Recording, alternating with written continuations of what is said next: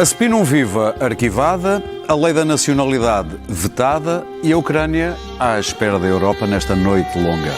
Sejam bem-vindos ao Eixo do Mal com Clara Ferreira Alves e Luís Pedro Nunes, Daniel Oliveira e Pedro Marcos Lopes. Lá vai o hacker para o ataque. Passa por um colaborador, passa por dois. Finta VPN e o antivírus grátis. Dá uma revenga na firewall. Olha, vai finalizar o ataque informático. Mas a Vodafone Business faz uma grande defesa. Agora a sua empresa pode ter a melhor defesa contra ataques informáticos. Com os seus equipamentos protegidos com o Trend Micro, a partir de 1,70€ por mês, o seu negócio pode tudo. Together we can. Vodafone Business.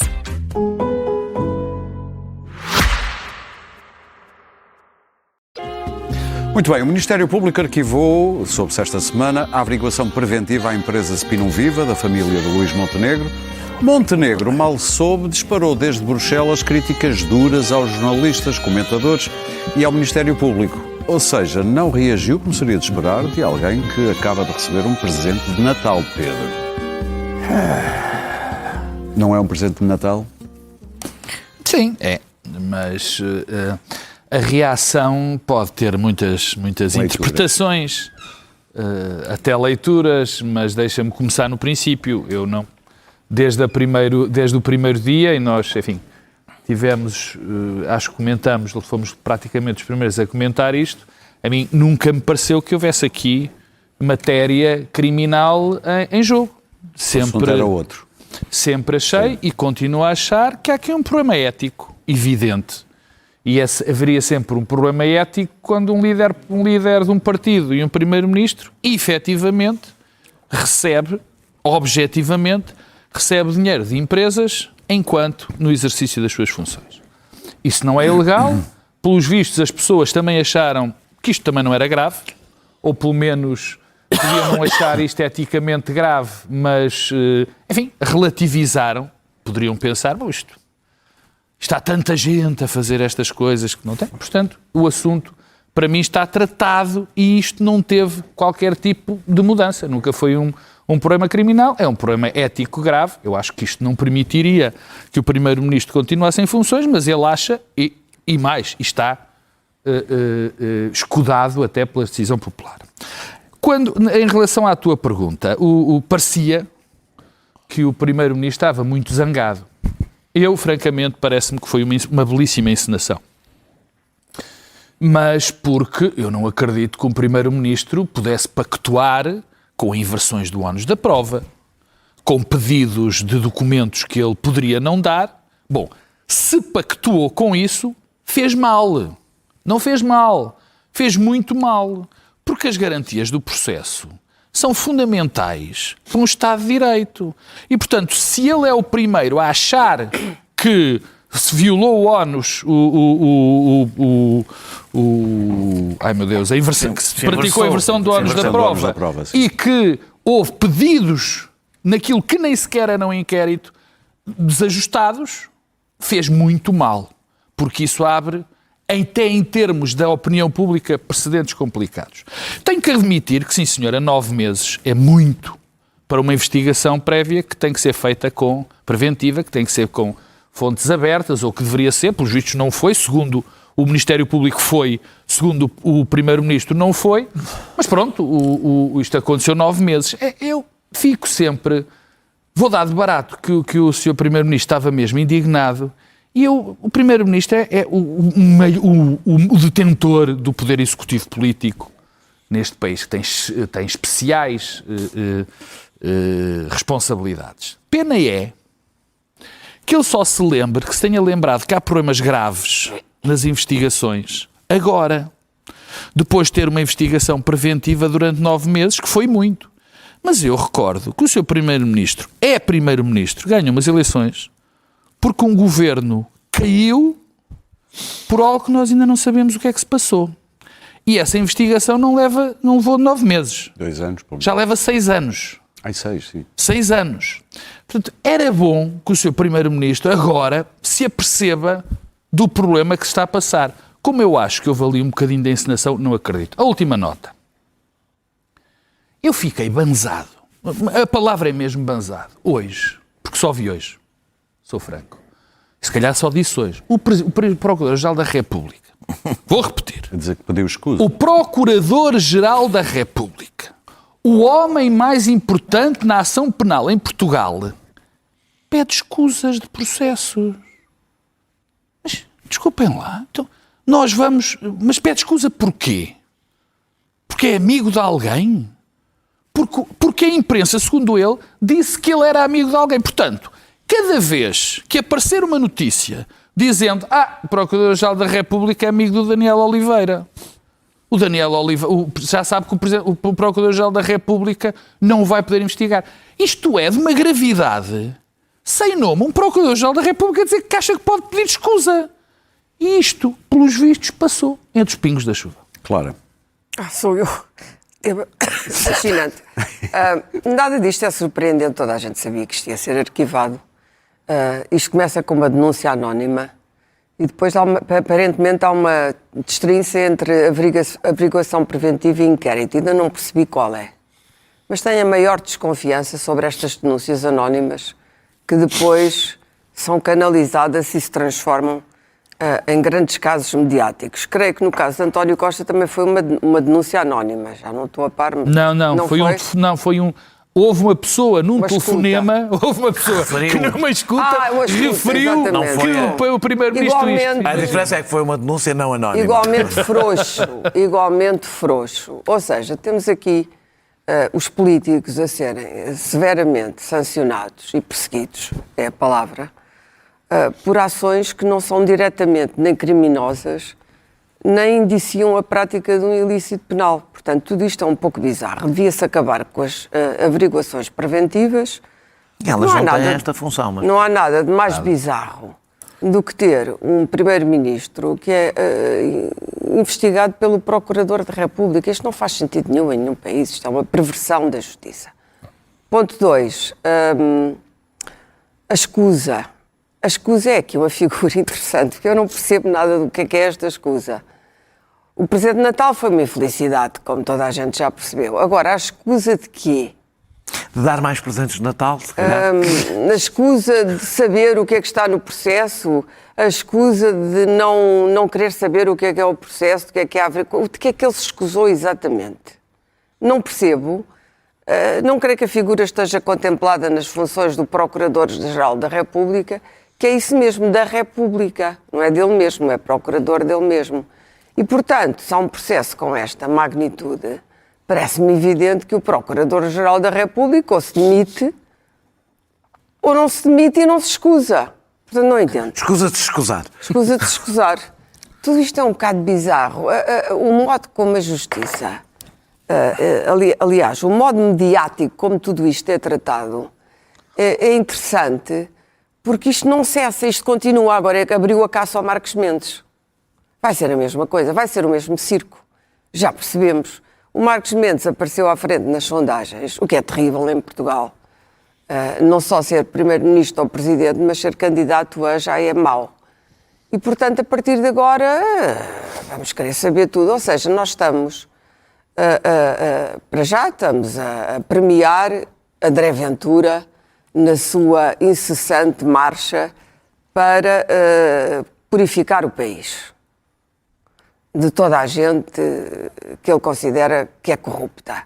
Essa é a primeira grande vitória, portanto não espanta que André Ventura seja o grande vencedor de tudo isto. A segunda conclusão que eu tiro é que isto nunca para, isto continua sempre, porque os políticos estão sempre a ser armadilhados em investigações e em peças jornalísticas baseadas em suspeitas de que... E depois aparece aquela frase terrível, ele não quis dizer de onde vem o dinheiro, que é uma frase que dá cabo de qualquer um. Dá cabo de qualquer um. O dinheiro pode ser o mais lícito. Eu devo dizer a estes puristas da democracia que a democracia se fez exatamente com lobbying e com canalizações de dinheiro que às vezes não eram as mais ortodoxas. Isto permitiu aos partidos sobreviver, porque provavelmente não teriam sobrevivido, sobretudo os dois grandes partidos. Muito bem. Mas os outros também, o CDS.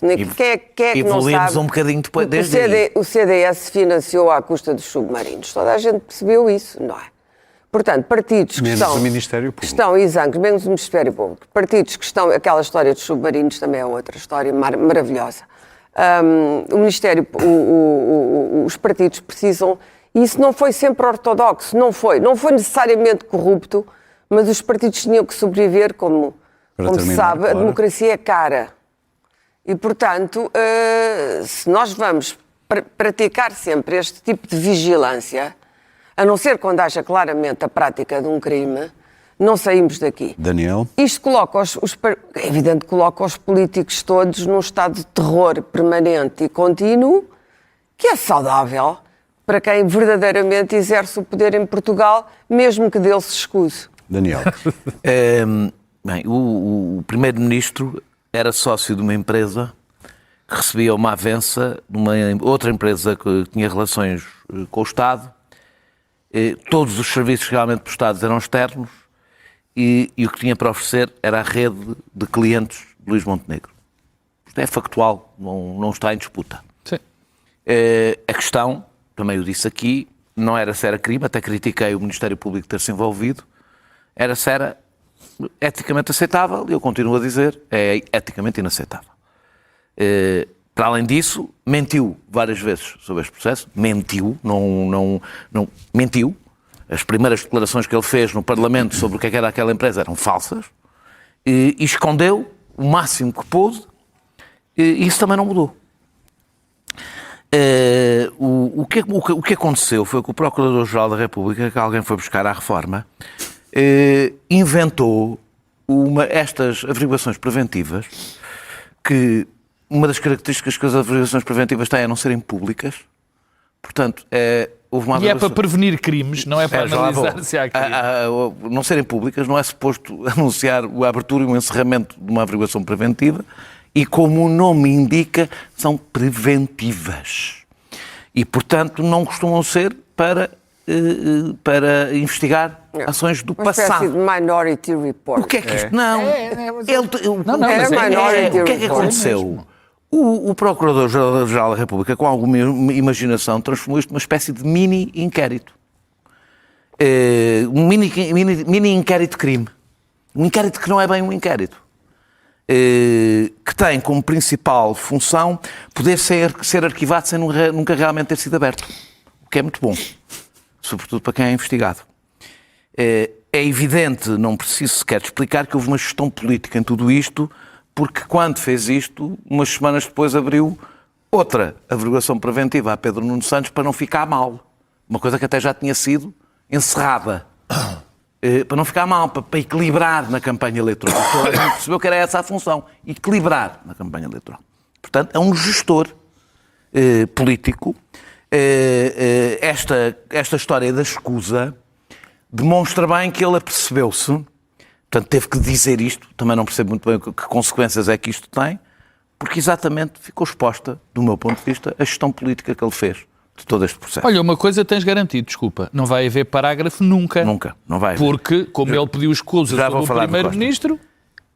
Não é do Costa. Eu não acho que a frase, eu não sei se ele disse prenda de Natal, se disse presente de Natal, não o quero trair. Isso depende da origem geográfica. Social. Só geográfica, social. Não sei se ele disse prenda, se disse presente, e não o quero trair. Tu como é que dizes? Não tenho que me expor. Eu digo prenda. Mas pronto, não sei se foi uma prenda de Natal ou um presente de Natal, sei que eu acho que ele não o disse, não foi como um problema de comunicação como houve com o Ministro da Educação. Eu acho que houve mesmo um lapsus linguae. Eu acho mesmo que ele pensou que estava a dar uma prenda de Natal. Acho que foi um ato falhado. Muito bem. Deixa-me só terminar de dizer só isto. O que temos agora com este PGR é um ex-primeiro-ministro que passou anos... Não foi falhado. Foi bastante acertado. Foi um ato bastante falhado, acertado. Temos um procurador... Freudiano. Temos um Procurador-Geral da República. Com este Procurador-Geral da República temos um ex-primeiro-ministro que está há anos como suspeito, sem nunca ter sido arguido, e temos um primeiro-ministro que foi ilibado, sem nunca ter sido suspeito. Esta é a coisa extraordinária que os Procuradores-Geral da República conseguiu.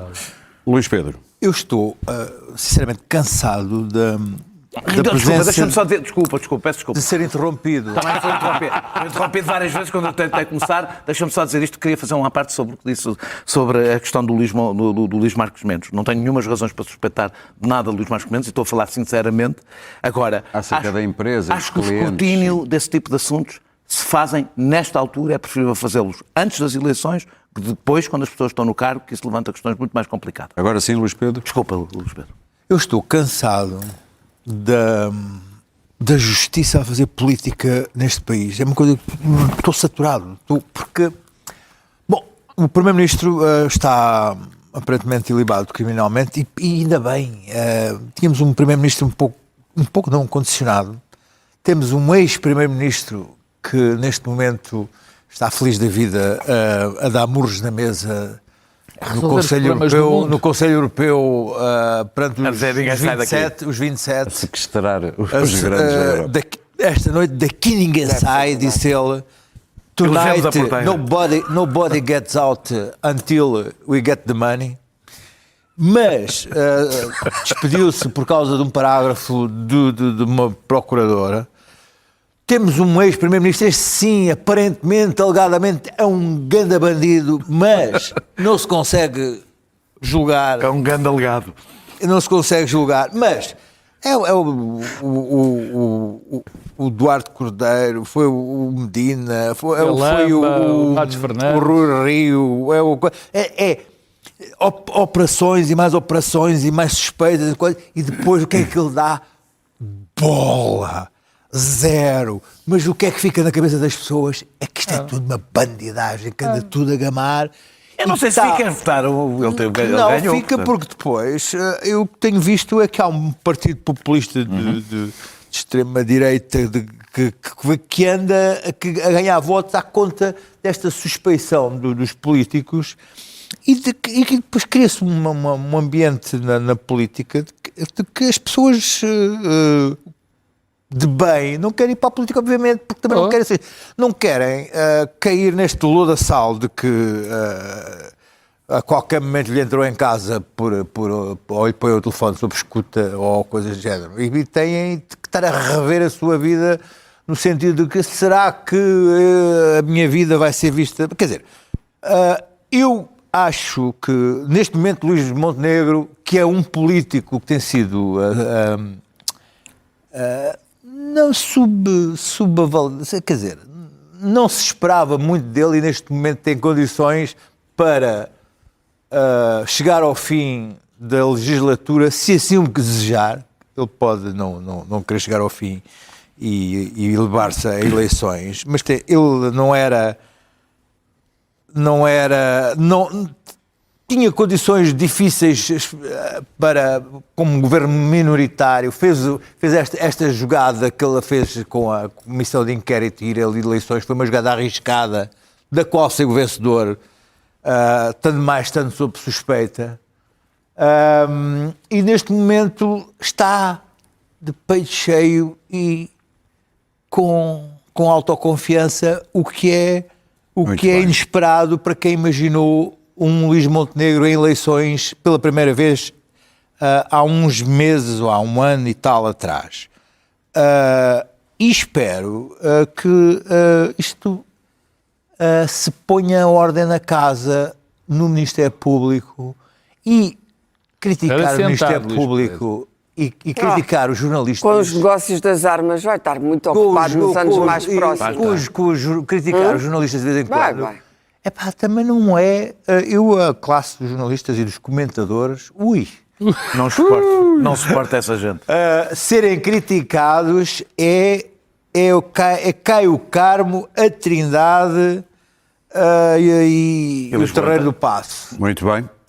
Vamos estougar o passo para chegarmos à Ucrânia. Lei da nacionalidade é o nosso segundo tema. O Tribunal Constitucional deu razão ao PS em 5 normas e declarou... Razão à Constituição, sobretudo. Se me deixasse acabar, eu ia dizer isso. E declarou o diploma inconstitucional. Daniel, ficaste muito surpreendido. Não fiquei eu nem ninguém. E esta pergunta também era irónica.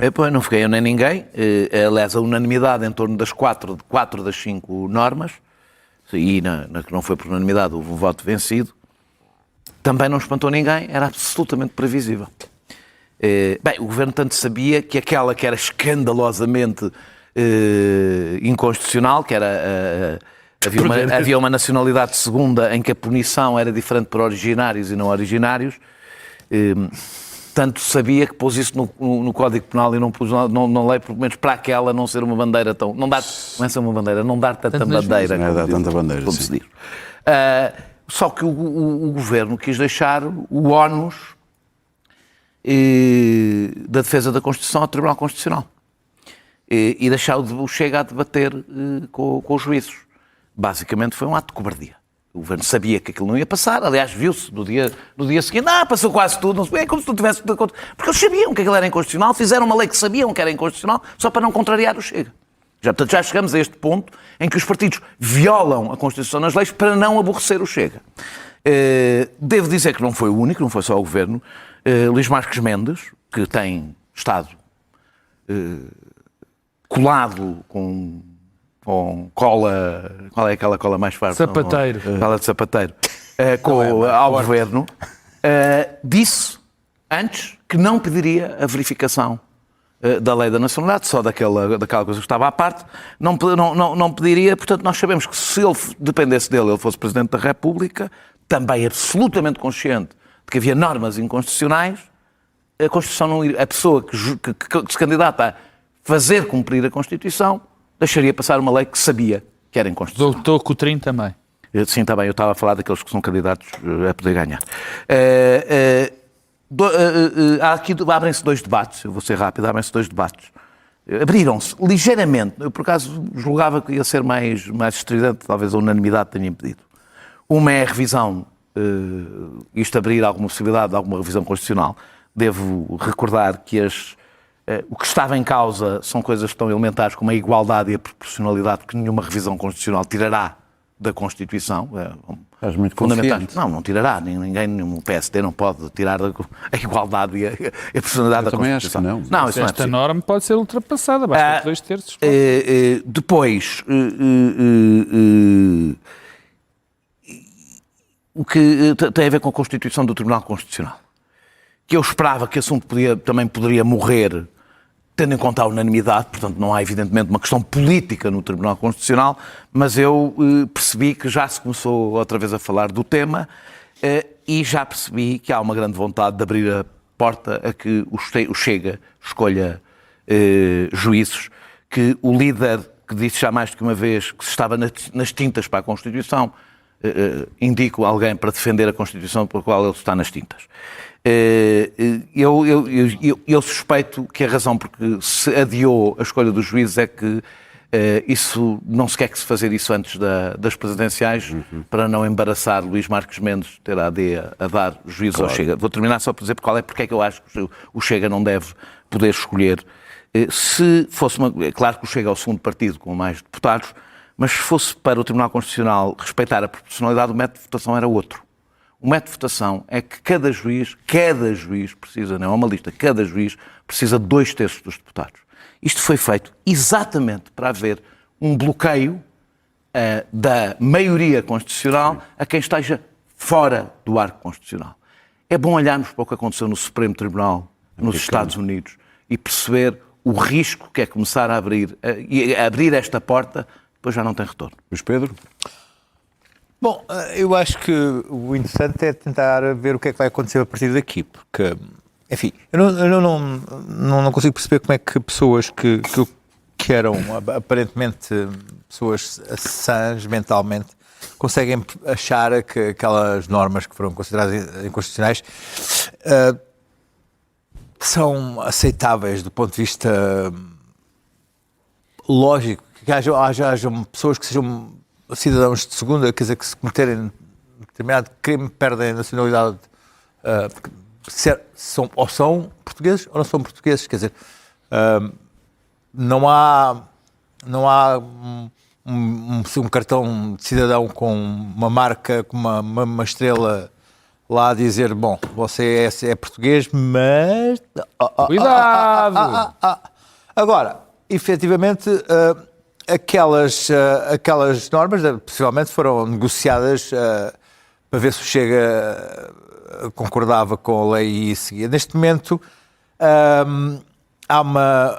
uma questão que se coloca, numa lei normal que não tiravam-se estas questões e seguia para bingo, mas eu não estou a ver como é que o Chega vai prescindir desta questão da perda da nacionalidade, que isto é um ponto de honra para o Chega, que é daquelas coisas simbólicas que eles gostam de acenar. Não sei, mas o que é que vai acontecer a partir daqui é que me parece relevante, porque podem ser só estas questões que estão aqui, mas a partir daqui o que é que se faz? O Chega deixa seguir? Não me parece. Mantém a questão da perda da nacionalidade? Não pode. Não pode. Propõe uma revisão constitucional. O PSD não se vai meter numa coisa desta, uma revisão constitucional com o Chega. Será a questão dos juízes? Não sei. A grande dúvida é o que acontece a partir de agora. Claro. Eu acho que vai haver uma revisão constitucional mais cedo ou mais tarde. É inevitável. E acho que não vale a pena iludir. Enquanto o Chega for a segunda força em Portugal, a segunda força política, vai ser extraordinariamente difícil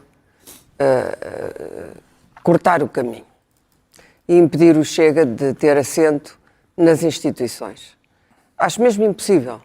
É possível, é possível, mas seria a ilegalidade, é a igualdade perante a lei, justamente. Não é isso, não eram 2 terços. Não podes fazer uma lei que se aplica a todos, menos. Quer dizer, não há nenhuma lei que diga que os partidos têm que ter. Mas não é possível, quer dizer, ou o Chega desce nas votações, ou não desce.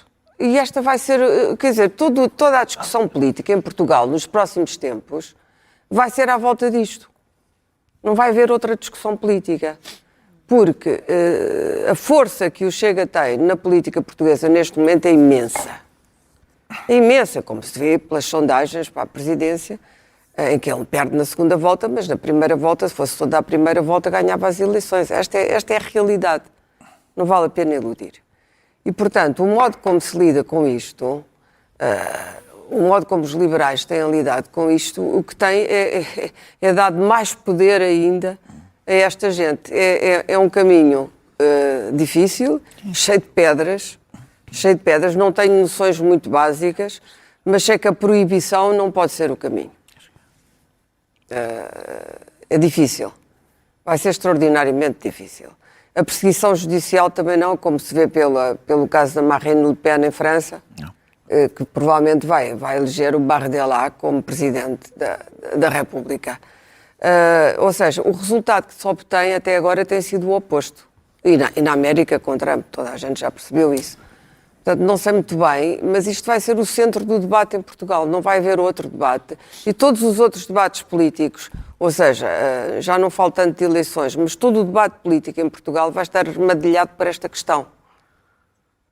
Quanto é que os eleitores portugueses querem ver do Chega no centro da ação política? E enquanto esta resposta não for dada, nós vamos continuar sempre, quer dizer, e o Ventura reina sobre isto, sobre esta indefinição, e em que os outros partidos não conseguem, os outros partidos estão enfraquecidos, não há hipótese nenhuma, quer dizer, o PS, não, dizer que o PS está enfraquecido, já está para lá de moribundo até. E com uma liderança confusa, não se entende bem. O PSD também não é exatamente o partido português mais forte, é apenas o que ganham as eleições. Às vezes não chega. Portanto, enquanto os partidos não tiverem respostas para isto, a esquerda está num estado mais do que anémico. Não há respostas. Portanto, em breve... será provável que, a reboque do que vai acontecer no resto da Europa, e eu tenho a certeza que vai acontecer, tenho a certeza absoluta que isso vai acontecer, que em Portugal venhamos a ter uma maioria de direita. Eu, aliás, devo dizer que a Europa é muito curioso. O que a Europa está a fazer com as leis de imigração neste momento não é muito distinto do que os Estados Unidos estão a fazer. Apertou-se tanto a lei da imigração e, sobretudo, esta ideia do outsourcing dos imigrantes, dos refugiados, para países, para o Ruanda e para a Albânia e tal, quer dizer, isto é ir ainda mais além do que os americanos. Se não criámos uma polícia uma milícia que anda atrás dos imigrantes. Mas lá virá o tempo, na minha opinião. Pedro? E, portanto, aquilo que está a acontecer na Europa, a Europa está a fazer exatamente aquilo que a América está a fazer e vai continuar a fazer. Pedro? Bom, sobre a lei da nacionalidade, no dia também que isto aconteceu, eu disse aqui, enfim, que isto era tão evidentemente inconstitucional, não foi só a absoluta loucura de achar que as pessoas podem perder a nacionalidade. Os portugueses de primeira e de segunda é uma coisa tão delirante que eu nem percebo como é que alguém tem o descaramento de pôr. Como as outras também eram. Como é delirante achar que uma pessoa não pode pedir nacionalidade porque cometeu um crime, infelizmente. Ou a outra ainda mais delirante, que é ter uma lei retroativa para evitar portanto, que as pessoas que tratam dos assuntos estejam muito pressionadas porque conta aquele tempo que ali estava. Aquilo é um disparate completo. Quer dizer, aliás, mas não é um disparate. É um disparate, mas não é um disparate. E porquê? Em primeiro lugar, o governo especializou-se em fazer legislação desnecessária e que abre brechas na comunidade. É típico. Nós tivemos a questão da lei laboral, que é evidentemente uma lei que ninguém queria, ninguém, nem os patrões, nem os empregados, ninguém achava aquilo necessário. Temos a lei da nacionalidade, que ainda é pior. Não havia problema nenhum para resolver. Havia outros sefarditas que havia o problema dos sefarditas. Curiosamente nunca ninguém fala dessa nunca parte. Ninguém fala, mas pronto, era este que havia, que era este o único problema que havia em relação à lei da nacionalidade, mas mesmo assim fez-se. Ora bem, e porquê é que se fez? Bem, primeiro faz-se porque, enquanto se faz estas leis, não se trata dos assuntos, por exemplo, como a saúde, que continua a tentar resolver os assuntos, ou outros problemas que possam existir na comunidade. Mas o pior é o intuito do costume, que é agradar aos militantes do Chega e aos votantes do Chega e achar que, se for parecido com o Chega, se tira os votos a esses eleitores. Seria destrunfar o Chega. Eu acho que... quer dizer, enfim, não queria fazer, ou não queria traçar, não queria formular opiniões sobre a imbecilidade deste argumento, que não tem resultado em lado nenhum, como aqui também não tem resultado. Mas, enfim, é o que está a acontecer. Eu do Chega, repara uma coisa, eu do Chega não espero outra coisa que não sejam leis para dividir as pessoas, para criar conflitos, para tratar mal, porque apesar da naturalização não ter diretamente a ver com a imigração, também tem um ponto. Aliás, vários estudos apontam que quanto mais naturalização há, mais as pessoas são melhor integradas. Isso é normal. Mas pronto, mas o governo tem possibilidades de pôr de 6, 8, 10, 12, até 15 anos. Isso não é inconstitucional. Isso nunca seria inconstitucional. Penso que o Reino Unido está a debater 20. Não é o que acontece. Não é o que acontece. Só depois de morrer. Não, mas isso tem a ver... Tem outros Pedro, tipo de connotações. Para terminar. Adivinha quem é que está à frente? É o Farage. Mas é o Labour que está a fazer as leis, está a correr bem. Eu não espero, lá está, vou repetir, não espero nada de especial do Chega. Eu espero do Chega populismo, espero do Chega atitudes para dividir as pessoas, para criar ódio, para insultar os imigrantes, para não deixar... Isso eu espero. O que eu não espero e não desejo é que um partido sério como o PSD entre neste jogo. Isso é que é inverter muito completamente o sentido. E mais, ver o ministro, que é o campeão anti-imigração, o homem contra a imigração, o homem... que é assim uma espécie de braço armado do Chega no governo, é o Dr. Leitão Amaro, a dizer, não senhor, ainda vamos avançar outra vez com isto. Muito bem, nesta altura, em Bruxelas, António Costa continua a fechar a porta a todos os líderes europeus do Conselho Europeu que estão reunidos para decidir como ajudar a Ucrânia ou se ajudar a Ucrânia. Há vários cenários em cima da mesa, desde o dinheiro russo que está cativo em Bruxelas, desde emitir dívida ou não fazer nada. Clara, qual seria o melhor dos cenários? Não há nenhum cenário bom. Não vai haver nenhum cenário bom para acabar com esta guerra quando ela acabar, mas ela vai continuar. O que quer que seja decidido em Bruxelas, se for a mobilização dos ativos russos, independentemente das questões jurídico-legais que isso comporta, isso vai ter uma consequência imediata que a guerra vai continuar. Ou seja, aquilo que laboriosamente durante 2 semanas a diplomacia, incluindo os negociadores americanos, eu não estou a falar do Trump, porque o Trump só está a pensar no prémio e na sua própria figura, mas os negociadores americanos, que são importantes nesta negociação, evidentemente, tentaram montar uma coisa que, enfim, que não fosse excessivamente punitiva para a Ucrânia, sendo que será sempre punitiva, não há hipótese.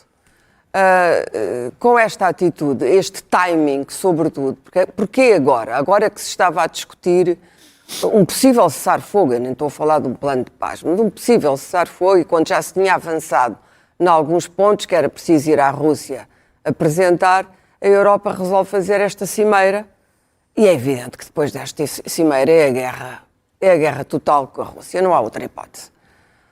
É isto que a Europa quer. Bom, estes líderes, eu estou convencida de que estes líderes querem a continuidade. Os líderes, sobretudo, eu ponho o Reino Unido, não é da União Europeia, mas são os 3 líderes que têm estado à frente nestas manobras táticas, que são Starmer, Macron e Merz. E que mandaram calar von Leyen, porque disse, a senhora agora, a partir daqui, e o Costa nem se fala, não interessa nada, a senhora, a partir daqui, não diz nada, porque quem negocia com os americanos somos nós. Também porque ela não tem poderes. Ela quer ter cada vez mais poder. Ela quer fazer uma agência secreta dentro da União Europeia, pelo amor de Deus, uma agência de informações, quer dizer, serviços secretos dentro da União Europeia. É uma perfeita loucura. Ela é muito ambiciosa, mas é desajeitada e, portanto, mandaram-na calar. Porque são eles que conduzem o processo. São 3 líderes que estão fortemente ameaçados nos seus países. Starmer é uma penugem neste momento. Já está ameaçado, já está Farage sobe em flecha. Macron é odiado por 100% dos franceses, já não é 99,9%, é por 100% dos franceses. Mélenchon sobe, Le Pen sobe. E na Alemanha, a Alemanha está na sua maior crise de sempre e, portanto, Merz pensa que mobilizando a indústria alemã para o esforço de guerra, isso vai salvar a economia alemã. Rearmar a Alemanha quando a AfD tem entre 20% a 25%, não parece uma ideia de gênio. Mas o pior disto tudo é quem é que se responsabiliza depois na retaliação, quem é que se responsabiliza por esse dinheiro, financeiramente. Este dinheiro vai permitir à Ucrânia, que está falida, aguentar, é um balão de oxigênio, mas não resolve os problemas no futuro. Vai ser preciso cada vez mais dinheiro, se a guerra vai continuar. Portanto, e não há manpower, quer dizer, o problema da Ucrânia na frente é justamente que não tem soldados suficientes. Para terminar, claro. E a Rússia vai sempre tendo. Portanto, quem é que se responsabiliza por este dinheiro? Em última análise, os contribuintes europeus vão ser responsáveis por isto. O que é que isto vai ter como consequência? Vai ter 2 consequências imediatas. Primeiro, é que não há dinheiro para isto tudo, porque é preciso estar sempre a passar cheques, não é? E, portanto, não havendo dinheiro para isto tudo, em breve os europeus ainda não sentiram na pele as consequências destas decisões, mas vão começar a sentir.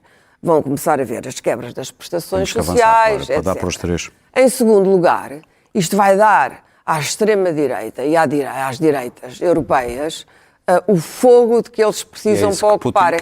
É isso que Putin quer, é nisso que Putin joga e, estranhamente, a União Europeia faz-lhe a vontade. Luís Pedro Nunes? Não é preciso interferência dos Estados Unidos nem na Rússia, na Europa, porque a Europa fará o favor de interferir na sua própria política. Se interferir na sua própria existência. Eu estava aqui a ler, agora a última proposta está em cima da mesa, agora às 0.8 GMT mais 1, portanto...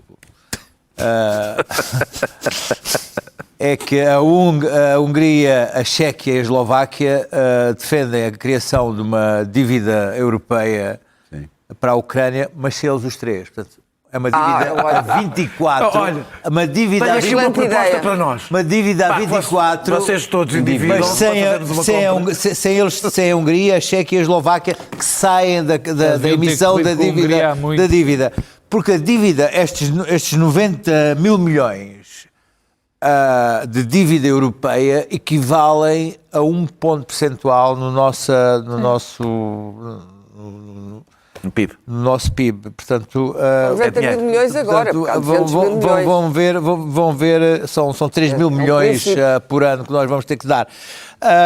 Mas também a questão dos bens russos é uma ideia um pouco, não sei se é a melhor ideia, porque o euro pode criar uma crise de confiança no euro a nível dos mercados internacionais, que não estamos bem a ver o filme.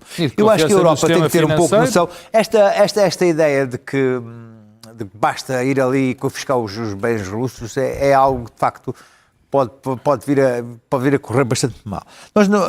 O Zelensky, coitado, está neste momento a dizer que quer a ajuda da Europa, mas não quer perder a ajuda da América, porque de facto a América é quem tem o dinheiro e as armas, mas neste momento a aparente degradação cognitiva de Trump é aflitiva. O que se tem passado o discurso dele ontem, e as últimas ações que ele fez, as placas... O problema do Trump é que não é fácil de perceber quando ele ficar realmente mal.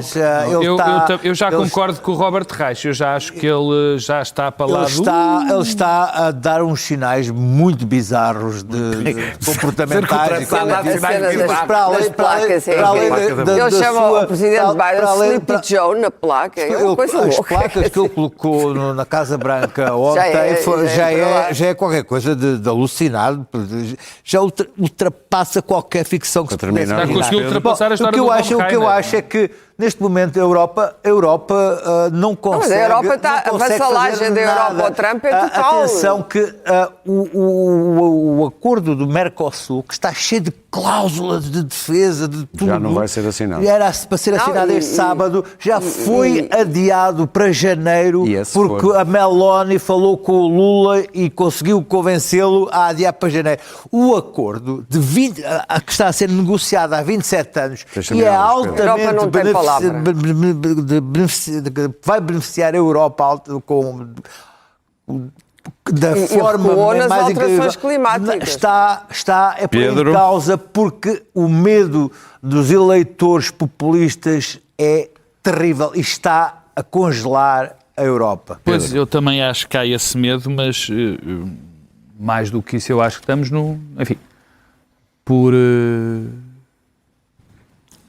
por dificuldade de análise que isso possa transmitir e pôr, eu acho que estamos no momento Chamberlain da Europa outra vez. O que nós estamos deparados como europeus é o seguinte: ou ficamos presos pelo medo dos populistas, e eu compreendo isso, mas isso não pode ser posto, ou ficamos paralisados porque nos recusamos a fazer as eurobonds, que é, na minha opinião, uma boa solução. Melhor do que ir ao dinheiro russo? Eu tenho muita dificuldade na história do dinheiro russo, eu acho que toda a gente tem. Para já, a Bélgica faz muito bem em não acreditar nas garantias que lhe dão. Faltava mais nada. Os governos todos europeus a mudar. Já estão a ser ameaçados pelos russos. Claro, depois há um problema evidente de confiança no próprio sistema financeiro. Eu tenho muitas dúvidas dessa solução. Mas eurobonds sem estes três países, a Hungria, a claro, Chequia, mas a questão é exatamente essa. Quer dizer, eu sei quais são os riscos. Não é? Eu sei quais são os riscos. Eu sei quais são os... A Itália, por acaso, tem-se estranhamente portado bem. Eu sei quais são os riscos do populismo, os riscos das pessoas começarem a sentir na pele, mas o outro risco também é muito grande e é o maior. Eu recordo, já aqui disse, o Chamberlain, quando veio de negociar, enfim, entregou porque os nazis só iam ficar com aquele bocadinho. Sim. Foi levado em ombros. E depois... Tinha evitado a guerra. E depois aconteceu o que aconteceu. A Rússia tão depressa está exangue na frente de batalha arruinada, como vai invadir a Europa toda e lutar contra a NATO. Mas a questão não é entrar na Europa. Não, o que não faz Pedro, sentido, não faz sentido, desculpa lá, é propaganda. o que não faz sentido é nós pensarmos... Ou está exangue e arruinada, claro. ou está mobilizada e vai atacar a Europa toda.